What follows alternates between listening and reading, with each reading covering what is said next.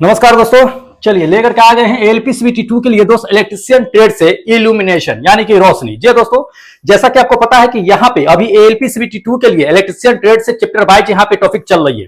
पिछले दिन DC generator पढ़ा दिया था। डीसी जनरेटर से बहुत सारे इंपॉर्टेंट क्वेश्चन हमने प्रोवाइड कराई है, जिसकी आने की संभावना बहुत ज्यादा था। ठीक है, उसका पीडीएफ भी हमने क्या किया है कि टेलीग्राम पे सेंड कर दिया है। अगर आपको इल्यूमिनेशन का पीडीएफ अगर चाहिए, पीडीएफ से पढ़ना चाहते हैं तो टेलीग्राम से ज्वाइन हो जाएगा। वहीं पे आपको क्या मिलेगा कि सारा पीडीएफ देखने के लिए मिल जाएगा। ठीक है, तो चलिए क्या करता है कि इल्यूमिनेशन से जितने भी क्वेश्चंस दोस्त लेकर के आए सारे के सारे इंपॉर्टेंट है और आने की संभावना बहुत ज्यादा है, इसलिए बिल्कुल मिस मत कीजिएगा। वीडियो को शुरू से अंत तक के देख लीजिएगा। अगर पीडीएफ लेना है, पीडीएफ से पढ़ना है तो उसके लिए टेलीग्राम ज्वाइन कर लीजिएगा, वहीं पे आपको पीडीएफ भी मिल जाएगी। ठीक है, चलिए ज्यादा देरी नहीं करते हैं। इस इल्यूमिनेशन में जितने भी क्वेश्चंस लेकर के आए हैं उसको एक एक करके हम डिस्कस करते चलते हैं। ठीक है, बने रहिएगा अंत तक के, देखिएगा। ये क्वेश्चन नंबर फर्स्ट है। क्या कहा जा रहा है कि एक वर्ग मीटर एक ल्यूमेन की रोशनी को क्या कहते हैं, ये हमें जानना है। ठीक है, एक ल्यूमेन की रोशनी अगर एक मीटर स्क्वायर पे अगर पड़ रही है तो उसे हम क्या कहेंगे, ये हमें जानना है। ठीक है, देख लीजिए इन चारों ऑप्शनों में से, चारों ऑप्शन में से फटाफट क्या करना है कि सही उत्तर इसमें क्या करना है कि चुन लेना है। देखिए, ल्यूमेन की रोशनी अगर एक मीटर स्क्वायर पे जितने भी एरिया कवर करती है रोशनी, उसको हम क्या कहते हैं, लक्स कहते हैं। क्या कहते हैं, लक्स कहते हैं। ये आपका क्या होगा कि सेकंड नंबर आंसर बिल्कुल करेक्ट होगा कि उसे लक्स कहते हैं। अब थोड़ा सा इसके बारे में समझ लीजिए कि कैसे आखिर हम इसको जान सकते हैं। जैसा कि देख लीजिए, ये फिगर आपको दिख रहे होंगे। ठीक है, तो ये मोमबत्ती से हो या मान लीजिए कि कोई भी रोशनी, कहीं से भी रोशनी आ जाए, मोमबत्ती से आ जाए या सूरज के प्रकाश से आ जाए या मसाल हो गया उससे आ जाए, किसी भी चीज से रोशनी आ जाए। ठीक है, अगर 1 फीट है स्क्वायर, इसमें दे दिया कि 1 फीट स्क्वायर में जितने भी एरिया ये प्रकाश कवर करेगी उसे हम क्या कहेंगे कि लक्स कहेंगे। ठीक है, ल्यूमेन कहेंगे। क्या कहेंगे, ल्यूमेन कहेंगे। तो इसको ध्यान में रखिएगा, इंपॉर्टेंट है।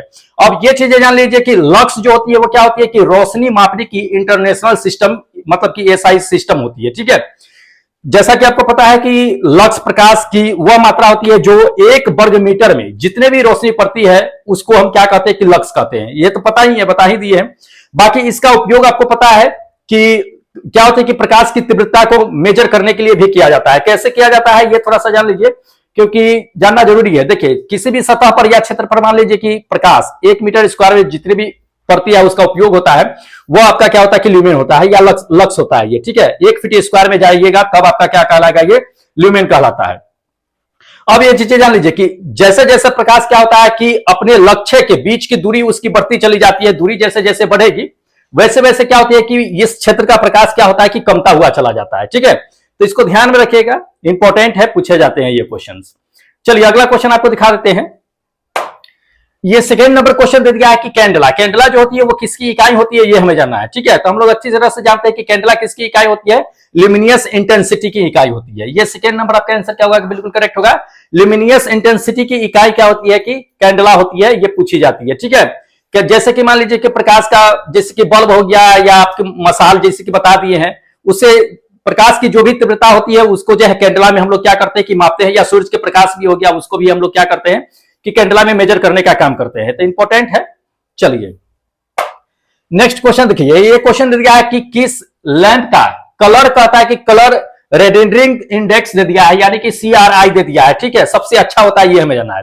देखिए, कलर रेंडरिंग जो है इंडेक्स जो होता है वो किसका सबसे अच्छा होता है, ये हमें जानना है। ठीक है, देखिए उस कलर रेंडरिंग की अगर बात कर लेते हैं तो ये प्रतिपादन दे दिया है ना, ये आपका क्या होगा कि करेक्ट आंसर होगा। अब थोड़ा सा समझा देते हैं, जैसे कि ये थर्ड नंबर प्रतिपादन करने का क्या मतलब, जैसे कि मान लीजिए कि हाइड्रोजन का क्या होता है कि उसका CRI जो होता है सबसे बेस्ट माना जाता है। CRI को जो है क्या होता है कि वो एक तरह से रैंक में इसको क्या किया जाता है कि काउंट किया जाता है। जैसे कि 100 तक के मान लीजिए CRI 100 तक के चलता है, तो जिसका 100 तक के CRI होता है वो सबसे अच्छा माना जाता है। जैसे कि आपको हमने बता दिया कि हाइड्रोजन हो गया, प्रदीप्तमान होता है, पूरा व्हाइट होता है। ठीक है, तो उसका क्या होता है कि CRI सबसे हाई होता है, CRI जो होता है सो 100 होता है, तो वो सबसे बेस्ट मानी जाती है। उसी तरह से अगर मान लीजिए कि जैसे कि LED ले लेते हैं, घर में LED चलाते हैं तो उससे थोड़ा सा कम होता है, मतलब 100 के आसपास में होती है, तो इसको LED बल्ब को भी हम CRI जो होता है उसका वो भी अच्छा मानते हैं, बहुत अच्छा मान सकते हैं। ठीक है, सबसे उच्चतम वैसे हाइड्रोजन का ही होता है। उसी तरह से मेटल का हाईलाइट होता है। ठीक है, तो मेटल का हाईलाइट जो होता है वो क्या होता है कि लगभग 85 के आसपास में होता है, तो वो 85 के आसपास में होता है, तो इसको अच्छा कह सकते हैं कि ठीक है, अच्छा है। फ्लोरेसेंट ट्यूब होता है, ठीक है, फ्लोरोसेंट ट्यूब होता है, उसका सीआरआई भी क्या होता है, कि थोड़ा सा एलईडी से कम होता है, लेकिन ठीक है वो भी अच्छा माना जाता है। सबसे ये चीजें जान लीजिए कि कम जो होता है वो किसका होता है, सोडियम लैंप का होता है, सबसे कम होता है, सबसे कम सोडियम लैंप का होता है, वो ज्यादा लाइट नहीं करता है। तो जो जितना ज्यादा लाइट करता है उसका सीआरआई क्या होता है कि उतना ही ज्यादा होता है, जितना कम लाइट करता है उतना सीआरआई उसका क्या होता है कि कम होता है, ठीक है, तो इसको ध्यान में रखिएगा। अगला देख लीजिए, अगला दे दिया कि दृश्य स्पेक्ट्रम की सीमा क्या होती है, मतलब कि विजुअल स्पेक्ट्रम जो होती है उसकी रेंज क्या होती है, ये हमें जाना है। देखिए जो भी मतलब कि प्रकाश होती है उसको हम लोग किस में मेजर करते हैं, नैनोमीटर में मेजर करते हैं, ठीक है, तो ये सारे आपको नैनोमीटर में ही देखेगा, चाहे वो अवरक्त प्रकाश हो, चाहे दृश्य प्रकाश हो, चाहे कोई भी हो, ठीक है, उस सबको हम नैनोमीटर में मेजर करते हैं। तो इसमें दृश्य स्पेक्ट्रम है जिसको हम क्या कर सकते हैं, देख सकते हैं, विजुअल है, ठीक है, अवरक्त प्रकाश होती है उसको हम देख नहीं सकते हैं, लेकिन इसको हम देख सकते हैं। इसका रेंज जो होता है वो कितना होता है, 480 नैनोमीटर से लेकर के 760 नैनोमीटर के आसपास में होती है। तो ये आपका क्या होगा कि ये थर्ड नंबर आंसर बिल्कुल करेक्ट होगा कि 480 से लेकर के आपका 760 तक के इसका जो है नैनोमीटर के आसपास में होती है, रेंज होती है। नेक्स्ट देखिए, अगला नंबर ये क्वेश्चन दे दिया है कि जीएलएस लैंप दे दिया है, जीएलएस लैंप का फिलामेंट जो होता है वो किसका बना होता है, ये हमें जानना है, ठीक है। देखिए आम बल्ब का जो फिलामेंट होता है वो किसका बना होता है, टंगस्टन का बना होता है। तो इसमें भी जीएलएस लैंप जो होती है उसका भी फिलामेंट किसका बना होता है, टंगस्टन का ही बना होता है, ठीक है। ये फर्स्ट नंबर आपका आंसर करेक्ट होगा कि इसका लैंप जो होता है उसका टंगस्टन जो फिलामेंट जो होता है वो टंगस्टन का बना होता है। टंगस्टन का आपको पता ही है टंगस्टन के बारे में कि क्या है क्या नहीं है। तो टंगस्टन क्या होता है कि इसका गलनांक कितना डिग्री सेल्सियस पे जाकर के ये गलना शुरू कर जाता है, तो लगभग मान के चलिए कि 3500 डिग्री सेल्सियस पे जाते ही यह पूरा क्या होता है कि टंगस्टन दुधिया हो जाता है। अब 3500 डिग्री सेल्सियस पार करने के बाद यह क्या होता है कि ब्रेक हो जाता है, मतलब कि टूट जाता है, ठीक है।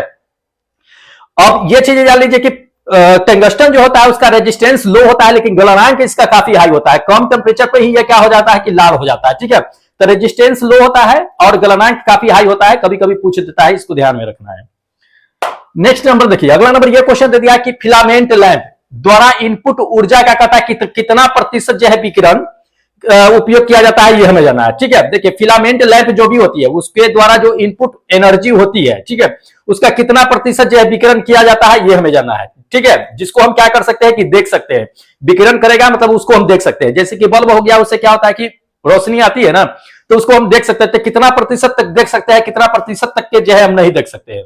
जिसको नहीं देखते हैं वो अवरक्त प्रकाश में चला जाएगा, जिसको देखते हैं वो विजुअल आपका क्या होगा कि प्रकाश में आता है, ठीक है, दृश्य प्रकाश जिसको कहते हैं। तो जिसको हम देखते हैं ना उसका क्या होता है कि 10 से 15% तक के क्या होता है कि विकिरण को हम देख पाते हैं। कितना, 10 से 15% तक के, ये ध्यान रखिएगा, सेकेंड नंबर आपका आंसर करेक्ट होगा। बाकी जो बच गया, कितना बच गया, 85 से मान के चलिए 90% तक के, वो सभी क्या होता है कि अवरक्त ऊर्जा होती है, उसको हम नहीं देख पाते हैं, वो क्या होता है कि विकर्णित हो जाता है, ठीक है।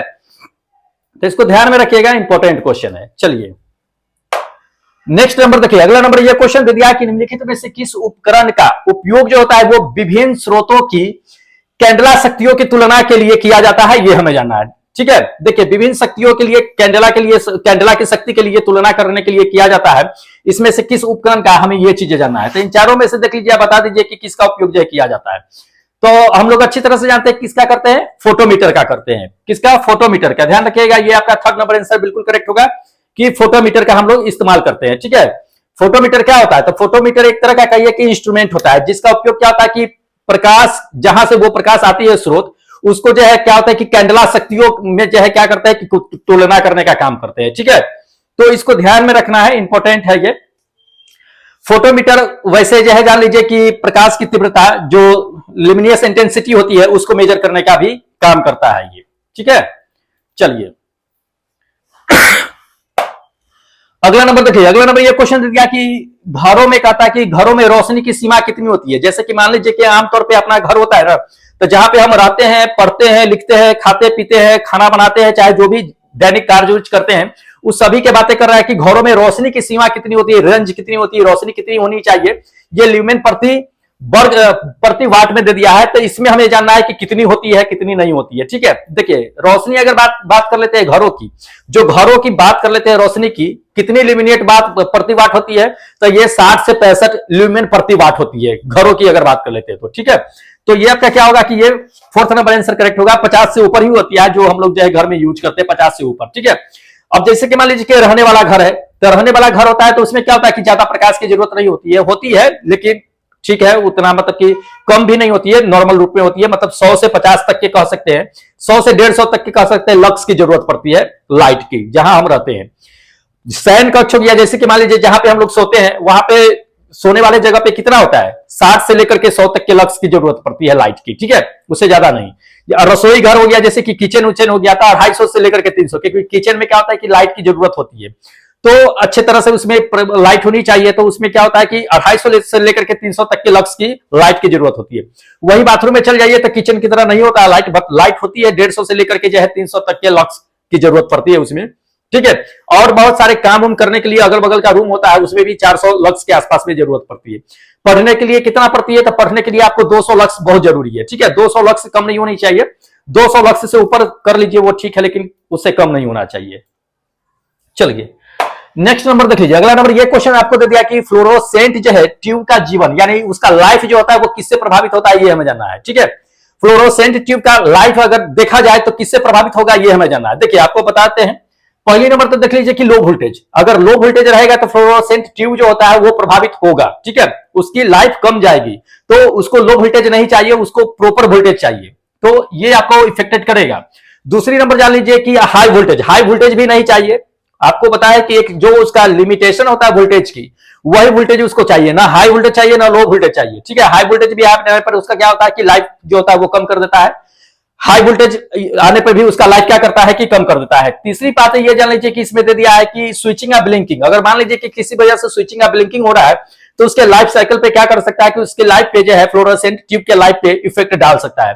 तो अगर देख लिया जाए अकॉर्डिंग टू क्वेश्चन तो इन तीनों ऑप्शन क्या होंगे कि करेक्ट है, यानी कि फोर्थ नंबर आपका ऑप्शन बिल्कुल करेक्ट होगा कि उपयुक्त में सभी होंगे, ठीक है। फ्लोरोसेंट ट्यूब बार बार चालू बंद नहीं करना चाहिए हम लोगों को, ठीक है, उसकी हाई वोल्टेज या लो वोल्टेज पे भी ध्यान देते रहना है, तो वो उसको क्या करता है कि लाइफ पे क्या करता है कि इफेक्ट डालने का काम करता है।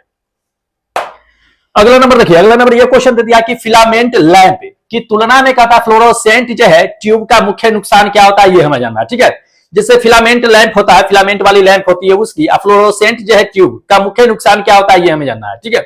देखिए अगर इसके नुकसान की अगर बात कर लेते हैं तो फिलामेंट और फ्लोरोसेंट एक तरह से कहिए कि लैंप, दोनों लैंप के बीच में तुलना करना है, तो ये फ्लोरोसेंट ट्यूब की अगर बात कर लेते हैं इसका मुख्य नुकसान क्या होता है कि इसका हाई कॉस्ट होता है, फिलामेंट लैंप का लो कॉस्ट होता है, जबकि फ्लोरोसेंट ट्यूब के अगर चले जाइएगा तो इसका हाई कॉस्ट होगा, ये भी होगा।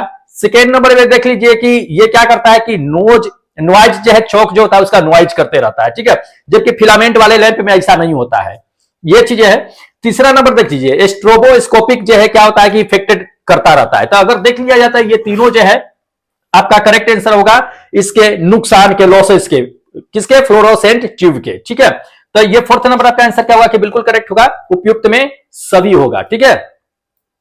चलिए अगला क्वेश्चन आपको दिखा देते हैं, ये देख लीजिए फ्लोरोसेंट ट्यूब। देखिए फ्लोरोसेंट ट्यूब के बारे में पढ़ लीजिएगा अच्छे से, क्योंकि हम बहुत सारे इसमें क्या है कि पीडीएफ में बहुत अच्छे तरह से डिटेल्स में दिया हुआ है और एकदम साधारण भाषा में दिया हुआ है, तो उसको आराम से आसानी से पढ़कर समझ सकते हैं। तो पीडीएफ ले लीजिएगा क्योंकि फ्लोरोसेंट ट्यूब इंपॉर्टेंट है, ये इल्यूमिनेशन अगर आप पढ़ रहे हैं तो, ठीक है। फ्लोरोसेंट ट्यूब और सोडियम लैंप भी बहुत जरूरी है क्योंकि ये दोनों से क्वेश्चन जो है सबसे ज्यादा पूछे जाते हैं, इसलिए फ्लोरोसेंट ट्यूब और सोडियम ट्यूब को कंप्लीट करके रखिएगा। वैसे इसमें हमने सोडियम ट्यूब से भी बहुत सारे जो है लैंप से डाल दिए क्वेश्चन, फ्लोरोसेंट से भी है तो डाल ही दिए है, इस सबका पीडीएफ आप ले लीजिएगा, आराम से पढ़ लीजिएगा उसे, ठीक है। देख लीजिए अगला नंबर ये क्वेश्चन देख लीजिए, अगला नंबर ये क्वेश्चन आपको दे दिया है कि फ्लोरोसेंट ट्यूब का ब्लिंकिंग कहता है कि किस कारण से हो सकता है ये हमें जानना है, ठीक है। तो फ्लोरोसेंट ट्यूब जो होती है उसकी ब्लिंकिंग किस कारण से होती है। पहला नंबर देख लीजिए, पहला नंबर तक आ रहा है आपको कि लो सर्किट वोल्टेज, यानी सर्किट में अगर मान लीजिए कि लो वोल्टेज हो रहा है तो उसकी वजह से ब्लिंकिंग हो सकता है, तो ये बिल्कुल सही है, सर्किट में लो वोल्टेज नहीं होना चाहिए, नहीं तो वो फ्लोरोसेंट ट्यूब क्या करेगा कि ब्लिंक करना शुरू कर देता है। दूसरी नंबर है कि लूज कनेक्ट नहीं होना चाहिए, लूज कनेक्शन अगर मान लीजिए कि अगर होगा तो भी ये ब्लिंक करना शुरू कर देगा। दूसरी नंबर ये डिफेक्टेड स्टार्टर नहीं होना चाहिए, ये भी अगर होगा तो ये ब्लिंक करता रहेगा। अगर देखा जाए तो ये चार तीनों क्या आपका ऑप्शन क्या होगा, बिल्कुल करेक्ट होगा, यानी कि ये फोर्थ नंबर ऑप्शन करेक्ट होगा कि उपयुक्त में सभी, ठीक है। तो इसको ध्यान में रखिएगा। एक चीज और ध्यान में रखिएगा कि टेम्परेचर इसका कम नहीं होना चाहिए, फ्लोरोसेंट ट्यूब जो होता है उसका टेम्परेचर कम नहीं होना चाहिए। टेम्परेचर कितना डिग्री सेल्सियस से कम नहीं होना चाहिए था? ये 50 डिग्री सेल्सियस से कम नहीं टेम्परेचर होना चाहिए। अगर मान लीजिए कि 50 डिग्री सेल्सियस से अगर टेम्परेचर कम होता है तो फ्लोरोसेंट ट्यूब जो है ब्लिंक करना शुरू कर देता है। ये एक बात और मुख्य याद रखिएगा इसमें कि डेड बल्ब कहने का मतलब यह है कि जब बल्ब खराब होने की कंडीशन पे पहुंचता है, खराब होने की कंडीशन पे पहुंचना कहने का मतलब क्या कि उसको अगर चेंज करने की जरूरत है, अगर उस कंडीशन स्टेज तक की अगर पहुंचती है तो ये फ्लोरोसेंट ट्यूब क्या होती है कि ब्लिंक करना शुरू कर देती है। ठीक है, तो ये सब 2 पॉइंट जो है ऐड कर लीजिएगा। वैसे पीडीएफ में पूरी तरह से दिया हुआ ही है, तो इसको ध्यान में रखिएगा, इंपॉर्टेंट क्वेश्चन है। चलिए अगला क्वेश्चन आपको बता देते हैं। ये कैपेसिटर दे दिया है, जैसे कि संधारित्र दे दिया। ठीक है, कैपेसिटर का उपयोग जो होता है क्या होता है कि सोडियम लैंप के वास्प लैंप के कहता है कि ऑटो ट्रांसफार्मर में किस लिए किया जाता है ये हमें जानना है। ठीक है, तो देखिए कैपेसिटर का उपयोग जो है सोडियम वास्प के ऑटोमेटिक जो ट्रांसफार्मर होता है उसमें क्यों किया जाता है? सर्किट पावर के फैक्टर को सुधारने के लिए किया जाता है। किसके लिए? सर्किट का जो पावर फैक्टर होता है उसको सुधारने के लिए किया जाता है। तो ये आपका क्या होगा कि ये सेकेंड नंबर आंसर करेक्ट होगा कि सर्किट पावर के फैक्टर को सुधारने के लिए किया जाता है। ठीक है, क्यों? क्योंकि ये क्या होता है कि लैंप ऑपरेशन जब होता है ना, तो उसमें क्या होता है कि लैंप ऑपरेशन में ये ट्रांसफार्मर क्या होता है कि उसमें ट्रांसफार्मर जो लगा होता है तो वो कैपेसिटर क्या करता है ना कि कैपेसिटर वो पावर फैक्टर को क्या करता है कि आमतौर पे बहुत कम करके रखता है। ठीक है, इसलिए ज्यादा उछाल नहीं होता है और एक तरह से उसको कहिए कि सही बना करके रखता है। ठीक है, इसलिए उसका उपयोग जो है किया जाता है। अगला नंबर देखिए, अगला नंबर ये क्वेश्चन दे दिया कि सोडियम लैंप के साथ उपयोग किए जाने वाले ऑटो ट्रांसफार्मर में होना चाहिए, क्या होना चाहिए ये हमें जानना है। ठीक है, सोडियम लैंप में जो ऑटो ट्रांसफार्मर का उपयोग किया जाता है उसमें क्या होना चाहिए ये हमें जानना है। ठीक है, तो ऑप्शन में देख लीजिए, इन चारों में से बता दीजिए कि क्या होना चाहिए ऑटो ट्रांसफार्मर। ठीक है, जो सोडियम लैंप में इस्तेमाल किए जाते हैं। जैसे इसमें क्या होना चाहिए कि हाई लीकेज रिएक्टेंस होना चाहिए। क्या होना चाहिए? हाई लीकेज रिएक्टेंस होना चाहिए। ये आपका क्या होगा? ये थर्ड नंबर आंसर बिल्कुल करेक्ट होगा कि हाई रिएक्टेंस लीकेज होना चाहिए।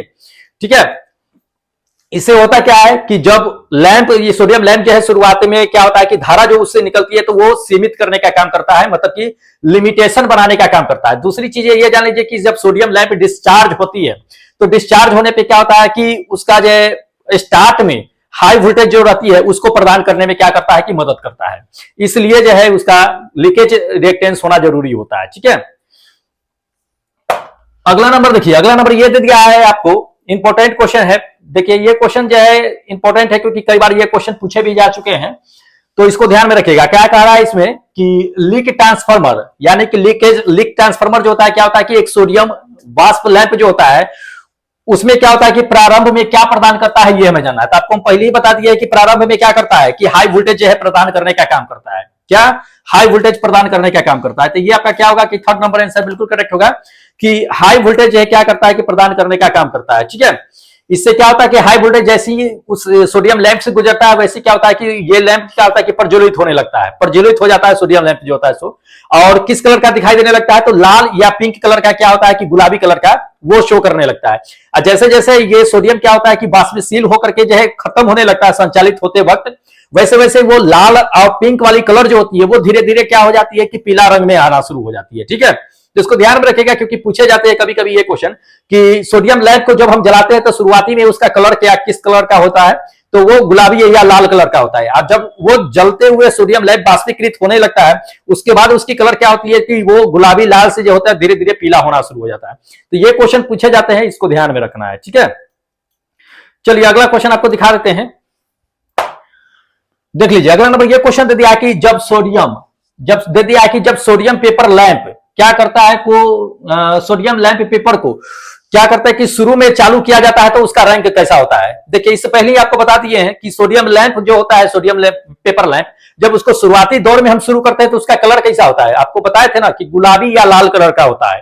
और जब ये पूरी तरह से वाष्पित होना शुरू हो जाता है सोडियम तब वो लाल गुलाबी कलर किस कलर में आ जाता है, येलो कलर में आ जाता है। तो शुरुआती में गुलाबी या लाल होता है, इसको ध्यान में रखिएगा। ये पिंक या रेड, ये सेकेंड नंबर आपका आंसर क्या होगा कि बिल्कुल करेक्ट होगा। यही अगर कह देता कि ये जलते समय संचालित होने के बाद जो है इसका कलर क्या हो जाता है तो इसका कलर जो है येलो कलर का हो जाता है, इसको ध्यान में रखना है। ठीक है, चलिए अगला क्वेश्चन देख लीजिए। अगला नंबर ये क्वेश्चन आपको दे दिया है कि सोडियम वाष्प डिस्चार्ज लैंप के द्वारा कहता है कि दिए गए प्रकाश का रंग कैसा होता है। देखिए यही बात है कि संचालित हो जाने के बाद डिस्चार्ज होने के बाद क्या कहने का क्या मतलब होता है? डिस्चार्ज होने के बाद यह है कि सोडियम लैंप शुरुआती दौर में आपको बता दिए कि कलर जो है रेड और पिंक होता है, और जब ये सोडियम वाष्पित होने लगता है तो वो धीरे धीरे क्या होता है कि डिस्चार्ज होने लगता है। तो डिस्चार्ज होने पर उसका कलर क्या हो जाता है? येलो कलर का हो जाता है, बता दिए थे। तो ये भी क्वेश्चन पूछे ही जाते हैं। ये थर्ड नंबर आपका आंसर क्या होगा कि बिल्कुल करेक्ट होगा कि येलो कलर का हो जाता है। ठीक है, चलिए अगला क्वेश्चन आपको दिखा देते हैं, देखिएगा अगला नंबर। देखिए अगला नंबर ये क्वेश्चन दे दिया कि सोडियम लैंप के लिए कहता है इनगिनिश वोल्टेज कितना होता है। इनगिनिश वोल्टेज कहने का मतलब क्या होता है कि स्टार्टिंग में उसका वोल्टेज क्या होता है, ये जानना है। ठीक है, सोडियम लैंप को जैसे ही हम शुरू करते हैं, जलाते हैं, वैसे ही उसका जो है स्टार्टिंग इनगिनिश वोल्टेज मतलब कि शुरुआती का वोल्टेज, वो शुरुआती वोल्टेज कितना होता है? 400 से लेकर के 600 वोल्टेज तक की होती है। कितना? 400 से लेकर के 600 वोल्टेज। ये फोर्थ नंबर आपका आंसर क्या होगा कि बिल्कुल करेक्ट होगा, 400 से लेकर के 600 वोल्टेज होता है। एक बात ध्यान रखिएगा, कभी कभी क्वेश्चन पूछ देता है कि सोडियम वाष्प की सोडियम लैंप जो होती है, वाष्प लैंप जो होती है, उसके आयनीकरण का वोल्टेज कितना होता है, ये कभी कभी पूछ देता है। तो आयनीकरण का वोल्टेज याद रखिएगा 5 वोल्ट होता है। कितना? 5 वोल्ट। इनगिनिश वोल्टेज जो होता है ये 400 से लेकर के 600 वोल्टेज, और इसका आयनीकरण वोल्टेज जो होता है ये 5 वोल्ट होता है। ठीक है, 5 वोल्ट, इसको ध्यान रखिएगा। चलिए अगला नंबर देखिए, अगला नंबर ये क्वेश्चन दे दिया कि फिलामेंट लैंप में कहता है कि कुंडल फिलामेंट का उपयोग जो है किया जाता है, तो वो किसमें किया जाता है, ये हमें जानना है। ठीक है, देखिए फिलामेंट लैंप में कुंडल फिलामेंट का जो उपयोग किया जाता है वो किसमें? गैस फील्ड लैंप में किया जाता है। किसमें? गैस फील्ड लैंप में, ध्यान रखना है। ये थर्ड नंबर आपका आंसर क्या होगा कि बिल्कुल करेक्ट होगा कि गैस फील्ड लैंप में इसका उपयोग जो है किया जाता है। ठीक है, चलिए अगला क्वेश्चन देख लीजिए। नेक्स्ट नंबर ये क्वेश्चन कहता है कि पारा वाष्प लैंप जो होता है तो वो प्रकाश देता है, तो वो किस तरह का प्रकाश देता है, ये हमें जानना है। ठीक है, पारा लैंप का प्रकाश किस तरह का प्रकाश उत्पन्न करता है, तो इसमें ध्यान रखिएगा। इसमें पारा लैंप जो है वैसे जान लीजिए कि कई तरह के जो है क्या करते हैं कि प्रकाश उत्पन्न करते हैं, लेकिन इसमें ऑप्शन के अकॉर्डिंग अगर चल ले तो आपको करेक्ट आंसर बता देते हैं कि ये थर्ड नंबर आंसर करेक्ट होगा। क्या? हरा और जो है नीला रंग का ये प्रकाश जो है उत्पन्न करता है। वैसे समझ लीजिए कि ये पारा वाला जो होता है, पारा वाष्प लैंप जो होता है, वो नीला सफेद भी प्रकाश उत्पन्न करता है, हरा सफेद भी, दोनों कलर होता है, इसको ध्यान रखिएगा। नीला सफेद भी, हरा सफेद भी, और शुद्ध सफेद भी ये लैंप क्या करता है कि आपका प्रकाश देने का काम करता है। वैसे ये थर्ड नंबर आपका करेक्ट आंसर है कि ये हरा और नीला प्रकाश जो है उत्पन्न करता है। ठीक है, तो इंपॉर्टेंट है, ध्यान में रखना है। चलिए अगला क्वेश्चन आपको दिखा देते हैं। नेक्स्ट नंबर देखिए, अगला नंबर ये क्वेश्चन दे दिया कि निम्नलिखित में से, कहता कि निम्नलिखित में से कौन जो है फ्लोरोसेंट ट्यूब के अंदर मौजूद होता है, ये हमें जानना है। ठीक है, तो फ्लोरोसेंट ट्यूब के अंदर मौजूद कौन कौन सा होता है, ये हमें जानना है। देखिए फ्लोरोसेंट ट्यूब के अंदर जो मौजूद होता है वो पारा वाष्प होता है, मर्क्यूरी वेपर। ठीक है, ये आपका फोर्थ नंबर आंसर क्या होगा कि बिल्कुल करेक्ट होगा कि पारा वाष्प क्या होता है कि फ्लोरोसेंट ट्यूब के अंदर मौजूद होता है। पारा वाष्प के अलावा भी मौजूद होता है, कभी कभी आपको आर्गन भी दे देगा, जैसे कि इसमें दिया हुआ है, तो बहुत कम मतलब है, लेकिन ज्यादातर आपको जो है पारा वाष्प ही होता है। पारा वाष्प ऑप्शन में आएगा, फटाक से क्या कीजिएगा कि ऑप्शन चूज कर लीजिएगा। वैसे इसका इस्तेमाल कहां किया जाता है पारा वाष्प का, क्योंकि पूछा जाता है फ्लोरोसेंट ट्यूब वाले का पारा वाष्प का उपयोग कहां होता है, तो वो सर्कल के ऊपर क्या किया जाता है कि इस्तेमाल किया जाता है। ये क्वेश्चन आएगा लास्ट में, उसको दिखा देंगे हम। देखिए अगला नंबर ये क्वेश्चन आपको दे दिया है कि सामान्य पढ़ने के लिए कितनी रोशनी की आवश्यकता होती है, ये हमें जानना है। देखिए अगर लक्स में हम लोग जाते तो लक्स में कितना होता है कि ये 400 के आसपास में लक्स की जरूरत होती है, लेकिन ल्यूमेन की अगर बात कर लेते हैं तो ल्यूमेन कितनी है, तो 100 से 200 ल्यूमेन प्रति मीटर स्क्वायर की जरूरत पड़ती है पढ़ने के लिए। ठीक है, जो नॉर्मली हम लोग स्टडी करते हैं उसके लिए। तो ये क्या होगा कि ये सेकेंड नंबर आपका आंसर क्या होगा कि बिल्कुल करेक्ट होगा, 100 से 200 ल्यूमेन प्रति मीटर स्क्वायर की जरूरत होता है लाइट की, ल्यूमेन की। ठीक है, नेक्स्ट नंबर देखिए, अगला नंबर ये क्वेश्चन आपको दे दिया है कि सतह पर कहता है कि रोशनी का स्तर सबसे कम प्रभावित होता है, तो किस सतह पर होगा, ये हमें जानना है। देखिए किस सतह पर रोशनी का प्रभाव जो होता है वो सबसे कम होगा, तो जैसे कि मान लीजिए कि परिवेश वाला जो टेम्परेचर होता है, एविडियंट जिसको टेम्परेचर कहते हैं, उस पर क्या होता है कि रोशनी का जो होता है इफेक्ट जो होता है वो सबसे कम होता है। ठीक है, तो ये सेकेंड नंबर आपका आंसर होगा कि बिल्कुल करेक्ट होगा, परिवेश के टेम्परेचर पे पूछे जाते हैं, इसको ध्यान में रखिएगा। चलिए नेक्स्ट दिखा देते हैं। तो दोस्त इतने क्वेश्चन थे जो इल्यूमिनेशन क्वेश्चन मतलब टॉपिक से, आपके क्वेश्चन रोशनी से जो है टॉपिक से क्वेश्चन थे। तो इसमें अभी और क्वेश्चन बचे हुए हैं जिसको हम क्या करेंगे कि नेक्स्ट डे आपको लेकर के आएंगे और उसको क्या करेंगे कि पूरा क्लियर करवा देंगे। ठीक है, तो एक इल्यूमिनेशन क्या होगा कि चैप्टर पूरा कंप्लीट हो जाएगा। बाकी सबका अगर पीडीएफ लेना है तो पीडीएफ आपको बता ही दिए हैं कि टेलीग्राम से ज्वाइन हो जाएगा, वहां पे आपको क्या करेंगे कि पीडीएफ सेंड कर देंगे, वहां से लेकर के आप आसानी से पढ़ सकते हैं। ठीक है, और अगर अगले चैप्टर की दोस्त अगर पढ़ना चाहते हैं तो दोस्त क्या कीजिएगा कि चैनल सब्सक्राइब कर लीजिएगा, क्योंकि यहाँ पे टॉपिक वाइज क्या हो रहा है, आपके इलेक्ट्रिशियन ट्रेड से क्या हो रहा है कि कंटिन्यू जो है चैप्टर वाइज क्वेश्चंस आ रहे हैं और इंपॉर्टेंट क्वेश्चन हम चैप्टर वाइज लेकर के आते रहते हैं, जो आपके एएलपी 2 में काफी हेल्प करेगा। ठीक है, तो बिल्कुल मिस मत कीजिएगा दोस्त, कंटिन्यू क्लास चल रही है तो कंटिन्यू इसको वॉच करते रहिएगा, देखते रहिएगा। चैनल को जरूर सब्सक्राइब कर लीजिएगा, बेल आइकन को ऑन कर लीजिएगा। बाकी जो लोग चैनल सब्सक्राइब कर रखे हैं क्या कीजिएगा दोस्तों में शेयर कर लीजिएगा, बाकी लाइक जरूर कर दीजिएगा। चलिए अब क्या कीजिए दोस्त कि हमें इजाजत दीजिए, क्योंकि फिर अगले दिन क्या करेंगे कि जो बचा हुआ है इल्यूमिनेशन से जो भी क्वेश्चंस और नेक्स्ट टॉपिक उसको हम लेकर के आएंगे। तब तक जय हिंद दोस्तों।